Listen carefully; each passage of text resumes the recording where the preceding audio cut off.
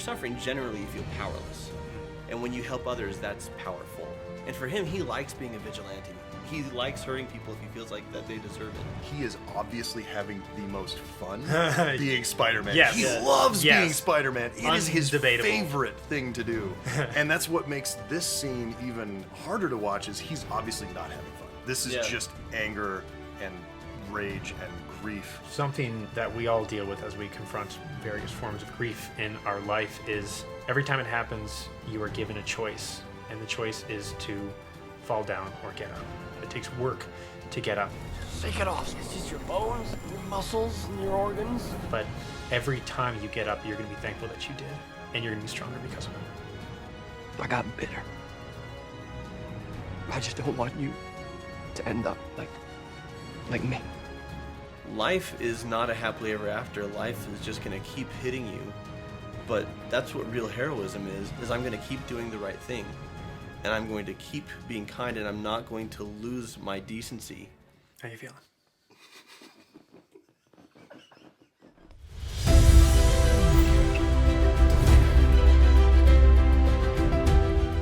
Hello and welcome to Cinema Therapy. I'm Jonathan Decker, licensed therapist who loves movies. I'm Alan Seawright, professional filmmaker who needs therapy, and this is... Omar Zaki. I am a professional stuntman and parkour athlete and a fellow YouTuber. I've been so touched and affected by everything that these people have created. I have been touched by your kids. And I'm pretty sure I've touched them. And I'm truly so honored and so thankful to be here with you guys. Those who've watched the show for a while know that I have an undying love for Jackie Chan. Huge Jackie And you Chan. have several, Can I Fight Like Jackie Chan, Stuntmen React to Jackie Chan. And that's what really got me into you and your work. It's a cinema therapy bromance. Which includes being in the Spider-Man films. I will qualify that. Let's hear your Spider-Man story. I was on reshoots for Spider-Man No Way Home. I did get to be in the suit for 2 days, which was the coolest thing ever. But I did get to act next to Tom Holland and Benedict Cumberbatch and Tobey Maguire because Andrew Garfield couldn't be there that day. So I was a glorified body double, but I did get to be in the suit, and it was literally the coolest thing And look, you were... ever.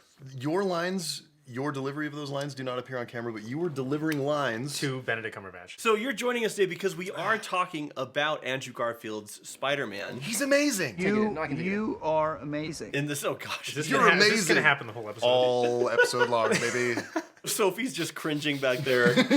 And we're going to talk about bouncing back from loss and grief because Andrew Garfield's Spider-Man loses his parents, loses his Uncle Ben, loses a new ally in Captain Stacy, loses his best friend Harry, and loses Gwen, and that's just in 2 films. Boy, he has a rough go. Hey! You like beating on girls? You like beating on old men? Hey, pal, just keep on walking. You're in the wrong place, buddy. He's looking for whoever killed his uncle. I asked you a question, man. Vicky, no! Got the gun. You gonna kill me too? We experience loss, we experience grief, and as he talks about later, you can get bitter, and you can get to this place where you're just losing yourself in hobbies, and some of those hobbies can be destructive, or losing yourself in coping skills that can be destructive. And for him, he likes being a vigilante. He likes hurting people if he feels like that they deserve it. Toby, Andrew, and Tom bring a different energy and a different feel to it, and they're all great. But like, I think where he excelled the most is he is obviously having the most fun being Spider-Man. Yes. He loves Yes. being Spider-Man. It is his Undebatable. favorite thing to do, and it's so much fun to watch. And that's what makes this scene even harder to watch, is he's obviously not having fun. Right. This is just anger and rage and grief. No fun's given. And there's no fun yet. He doesn't have fun until he... Did you say no fun's given? Yeah. Are you a dad, or are you just a natural? I have a lot of dad jokes, but no, I am not. Well, you're I've ready. studied, I've learned from you guys. You have everything you need. Your skills are complete. No more training do you require. In the event that I die a tragic and possibly horrific death, I take great comfort in knowing, honestly, I take great comfort in knowing that my family is going to be provided for. Thank you to Policy Genius for sponsoring this episode and that grim depiction of a horrible death. Policy Genius is your one-stop shop for finding and buying the insurance that you need, and it's so easy to get started. Just click the link in our description or head to policygenius.com/cinematherapy and answer a few questions about yourself to start your free quote. They make it so easy to save. In just a few minutes, you can compare personalized quotes from the top companies to find the lowest prices and coverage that you need. You could save 50% or more by comparing life insurance quotes with Policy Genius. Hot damn. Their team of licensed experts will help you to understand your options and ensure that you apply for the right policy. Policy Genius is super easy. I was able to get on the website, compare a bunch of different quotes, which was a huge improvement from my previous situation where I was going to leave my family high and dry in the chance of my death. Oh my stars and garters. Policy Genius never sells your information to other companies, and they do not add any hidden extra fees. I hate hidden extra fees so much. Since 2014, Policy Genius has helped over 30 million people shop for life insurance. Sheesh. And has placed over $120 billion in life insurance coverage. That's billion with a Q. Head to policygenius.com/cinematherapy to get your free life insurance quotes and see how much you could save. I bet it's an amount. Yes, savings will happen. Just let me go. Is that a knife? Is that a real Okay? knife? Yes, it's a real knife. My weakness, it's small knives. Oh, it's so simple. That was cool, man. What the hell is this? Webbing that I developed myself. I don't think you really want to know. Come right on, now. let me go. I love like the What the? Knock it off, man. No. It's almost like boxing. Like it's very That is boxing funny. like. Yeah. it's boxing, and then there's a little bit of like Wild West Yes, quick draw to it, yeah, you know? totally. Now he gets. I love this shot. It's incredible.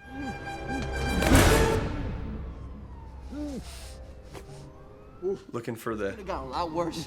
Like that. Yeah, that's what he did to the guy who wasn't really guilty. Even though we can't see his face because it's covered by the mask, the way it's shot, the way. Yeah, talk to me about His- that. How do his- you, if you can't get a character's face to emote, how, as a filmmaker, do you give that little hint of darkness? Because they did a great job there. It's funny because I actually didn't think that the Mandalorian was going to be successful because It's you a know, helmet. It's a helmet, and whereas Spider-Man, you see him half on, half off with the mask. Mandalorian, it's like 99% helmet on, Yeah, 1% helmet off. all So the I time. literally thought that show was going to fail simply because I didn't believe that the audience would be able to connect with the character. It's that acceleration that he has to that stop right in front of his face that makes you as the audience sit back and realize that whoa. this is a dangerous moment. Yeah. This guy's not messing around. There's the danger in that movement shot where he Right. stops right in front of his face, but what makes that hit even harder is the preceding shot is a slow push in, and it's a close-up, right? And I talk all the time on this show about the most powerful special effect in film is this. It's a close-up. It's the human face. Yeah. And what do? There's a reason that Tobey Maguire and Andrew Garfield rip their masks off all the time. And it's because we need this Right. to connect with. And that's the reason that they spent gajillions of dollars every time Tom Holland is on screen with the mask on. It's a digital effect because the eyes can do stuff.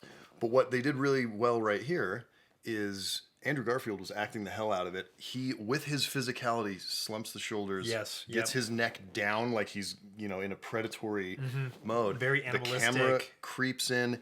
He's black on the front. He's backlit, which makes him look a little dangerous and edgy and sharp. And the music cue is helping as well. But you get all of that feeling to put you in his headspace, which you can't get into with the eyes, which is the tool that we use as filmmakers. Hey, buddy, it's okay. It's all right. Hey, look. Just a normal guy, I love that. right? He's so great. Want to hold on to this? Hold my mask. All right. What's your name? Jack? Yes. Let's get you out of here. Okay. Stay very still. All right. Okay, I got you.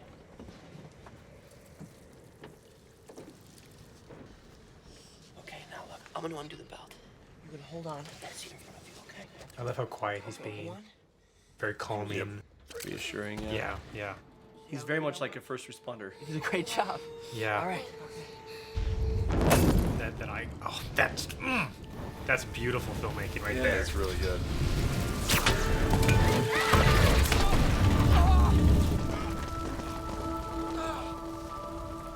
Jack, climb now. I can't. Yes, you can. Talk to me about the psychology of this moment here. Put it on. The mask. It's gonna make you strong. Jack, trust me. Put it on. There you go. He's having to juggle so many things in this moment to Okay, now climb. Come on. be calm and reassuring, so that Jack can Move a little faster, okay? be strong in this moment. Just a little faster, okay, buddy? Just always a little bit of comedy. Keep it coming. He's got such great warmth. No!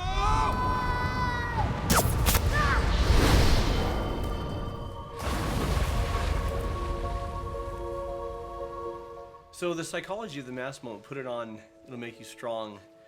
You know, this kid's meeting a superhero. And, you know, I think of when I was a kid, if my siblings were arguing and I didn't like the energy of the home because people were fighting, I'd go put on my Superman cape, Yeah. you know? And I felt okay. Who are you? Spider-Man. And I think there's something Get it, really James Horner. there's something really special about this concept of a mask. Is you can maybe feel like I am under the impression that most people in this world are not being their true self. They're holding themselves back in some way through doubt, anxiety, fear. And this concept of a mask can allow you for that moment to be something new, to try to commit to yourself fully and who you are and everything that you can do. Because in that moment, you can kind of drown out the rest of the world and commit to your heart and your soul. Well, and Omar, as a performer, I mean, you get to put on a costume. You've gotten to put on not just a mask, that actual mask. Yeah. I assume you feel different, right? You put it on and there's a... You stand up taller. Right. A costume represents something in the filmmaking world. Yeah. I was only, again, I want to be very clear, I was only in the costume for 2 days, but in those 2 days, you understand it is an honor. Mm-hmm. And people dream to be in that position. I mean, this was your dream, wasn't it? Like, I didn't mean, you start that's by one of them. doing Spider-Man Every stuff? time I get something, my dreams just go up. But yeah, I started making like Spider-Man YouTube videos where I would buy a Spider-Man costume and go around and do flips, and then those would end up going viral. Honestly, when I got the phone call from the stunt coordinator and he told me that I was going to be in this costume for 2 days, I'm not even joking. I collapsed on the ground, and because when Tom Holland got cast as Spider-Man, Yeah, you're not gonna be doubling him. Right, every performer, everybody who does flips like me wants to be Spider-Man. And so when Tom Holland got cast, he's 5'8" or 5'9", I'm 5'11". I'll never double him. Right. Yeah. And I came to the realization that I would never ever be a stunt double for Spider-Man, quote unquote stunt double. And then they wrote No Way Home, where they wrote Andrew Garfield back in the world, and then specifically because of that, I somehow got a phone call, and it was. It was one of the coolest days of my life. When you're built like you can wear the Spider-Man suit and feel proud. Good morning, New Yorkers.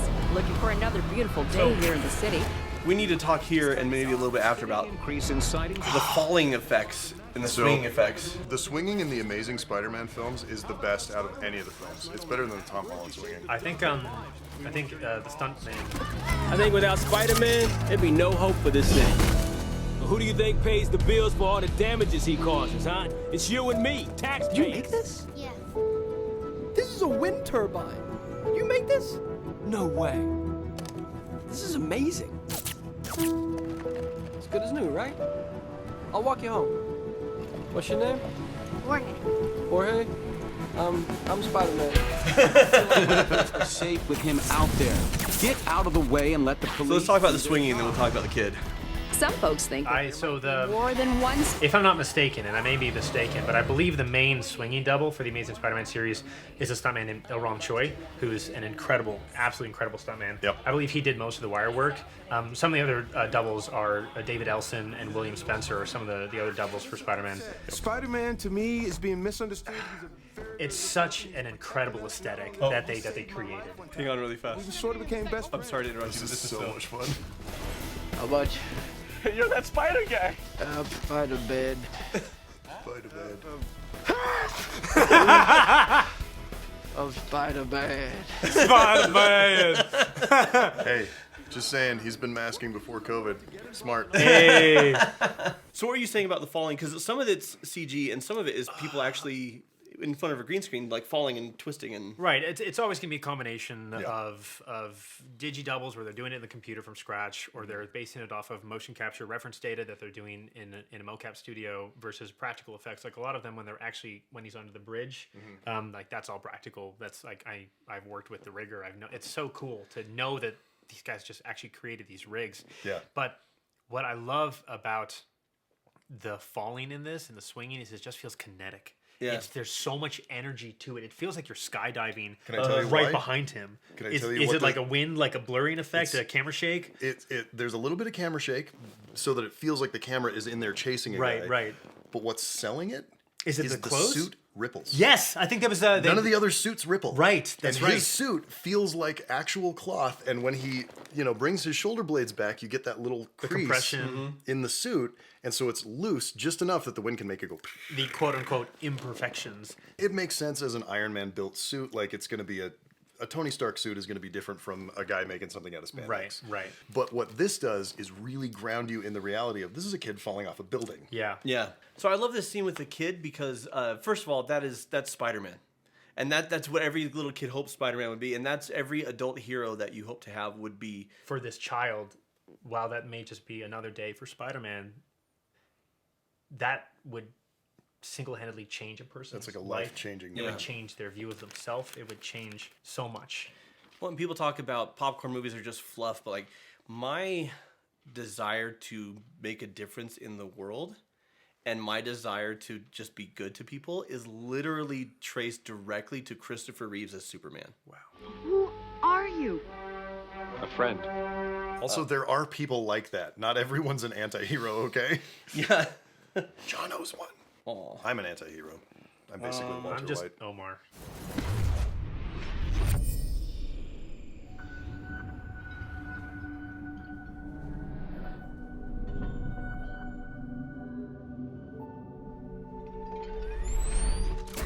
As great as Tom and Zendaya are on screen, Yeah. nothing's going to top Andrew Garfield and Emma Stone's chemistry. Yeah. Some people think that's cheesy, but I always thought that was affecting. The hand? The little hand in the webbing. Yeah. I love it. Oh no. Oh, I can't watch. Trigger warning. After the fact.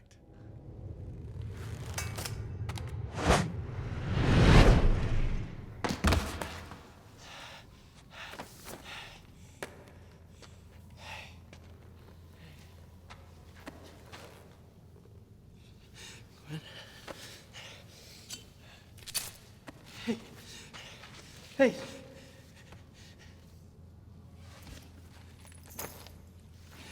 Gwen.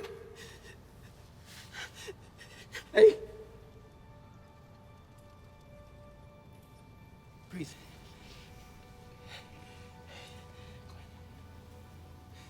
Hey.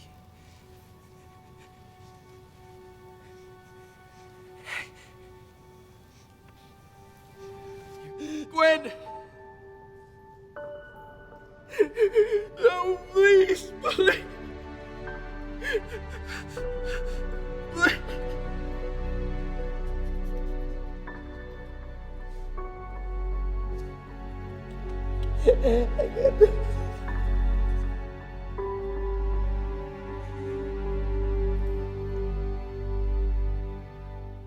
How you feeling? That's what I always do. The greatest special effect in film is the close-up. And Andrew Garfield is a special effects master. Yeah. He's one of the greats. How do you get there as an actor for something like that? Gotta ask Andrew. Yeah, I don't know how to get there. I hire Andrew Garfield. That's how I get there.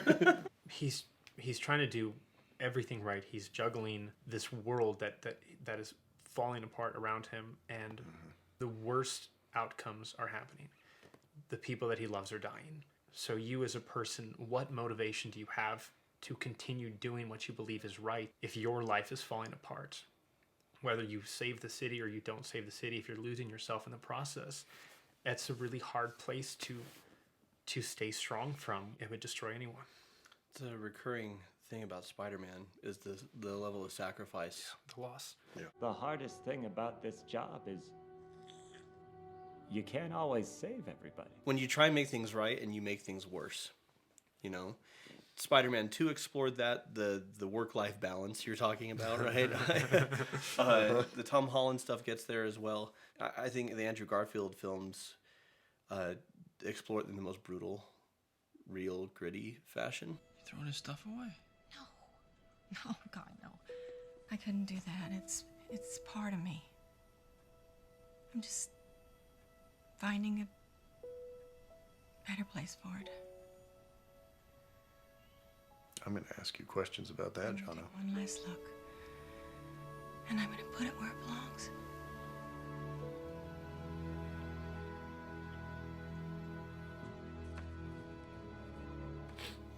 That was incredible.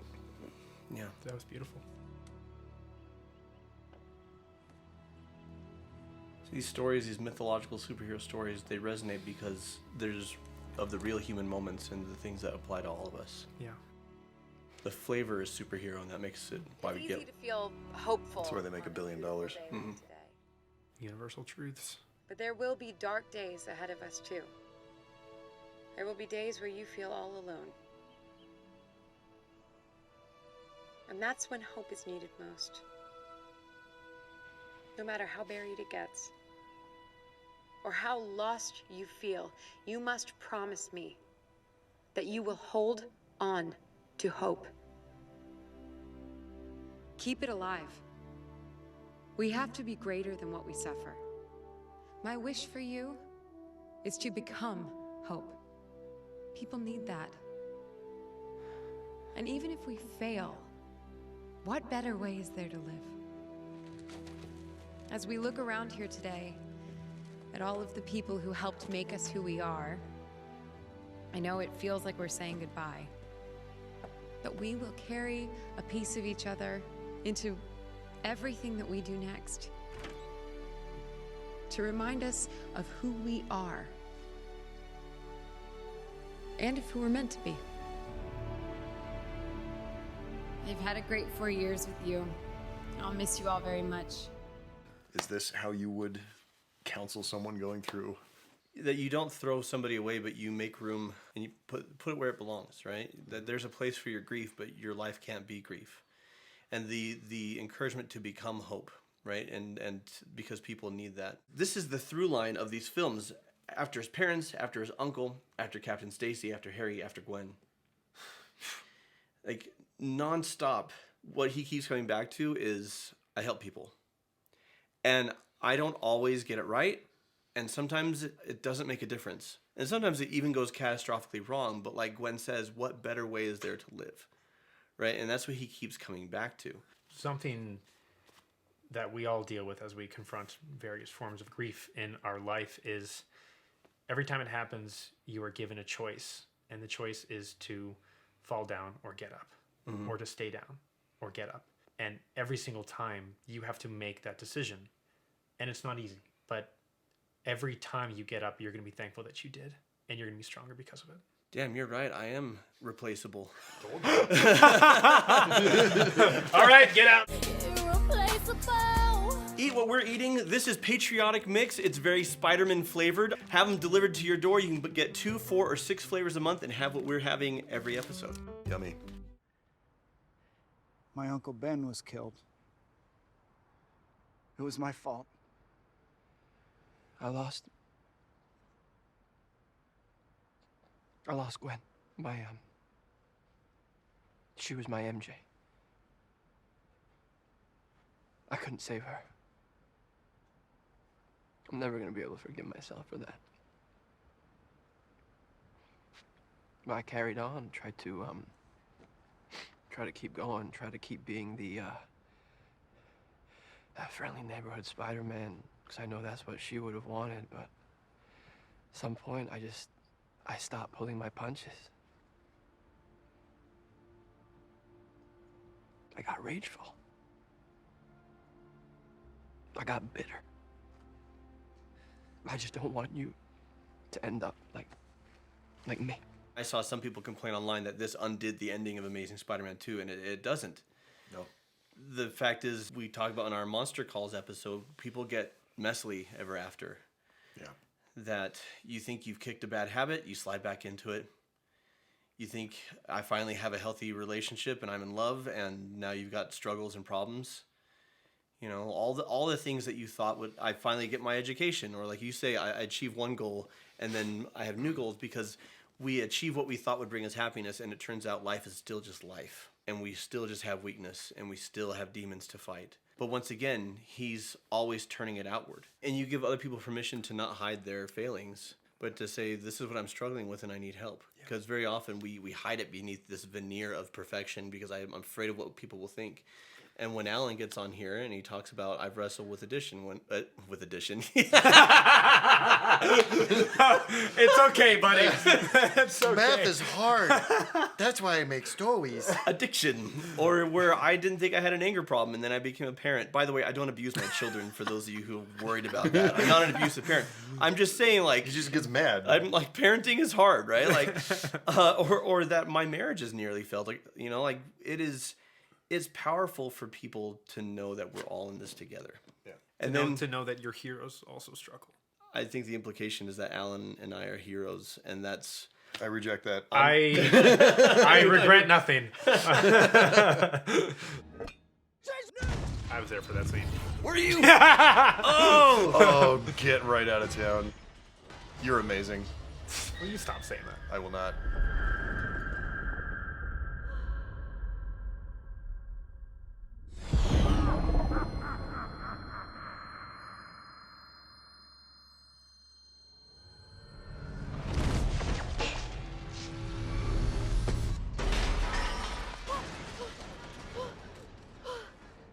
Are you okay? Yeah, I'm okay. Are you okay? I cry laughing. It's the best feeling. It's so impactful because you can see in that one moment that is the question that he wanted to ask Gwen when he saved her. Is, are you okay? Yeah. And he didn't get that chance. And now he does here. And it's special. I think it hit home for a lot of people. Life is not a happily ever after. Life is just going to keep hitting you. But that's what real heroism is I'm going to keep doing the right thing. And I'm going to keep being kind, and I'm not going to lose my decency just because I'm getting the shit kicked out of me. That's what...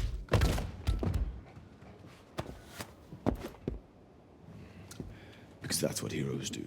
The pickup shots that we were getting was the scene where all three Spider-Men are confronting Doctor Strange, and they're trying to talk about what to do. Yeah. And Peter's like, "Oh, this is Peter. This is also Peter." I'm literally just off camera. Like maybe they caught my shoulder or something. Yeah. The main shots they were getting were of Tom and of Doctor Strange, Benedict Cumberbatch.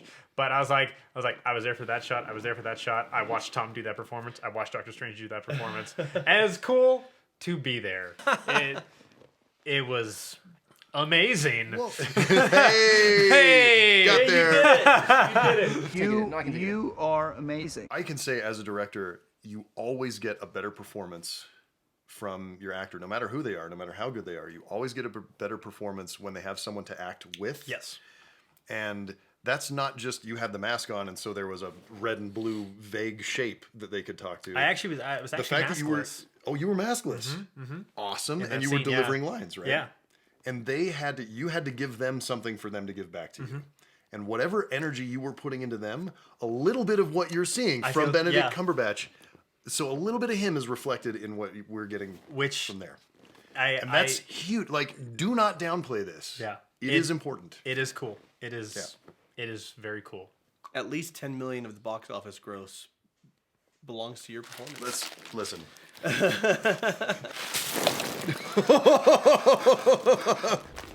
Where can we find you? You guys can find me mainly on YouTube and Instagram. I just got a YouTube channel, Omar Zaki, where I do parkour stuff. I make stunts and action videos. So it's just Omar Zaki on YouTube. And then at Omar Zaki 0 on Instagram if you're an IG user. So until next time, I'm Spider-Man. Oh no, it's my weakness. Small knives. You're amazing. And watch movies. No, Dad, I do not want Coco. Honestly, I'm 17 years old. Okay, I just thought I remembered somebody saying last week that her fantasy was to live in a chocolate house. Well, that's impractical. And fattening. Chocolate house.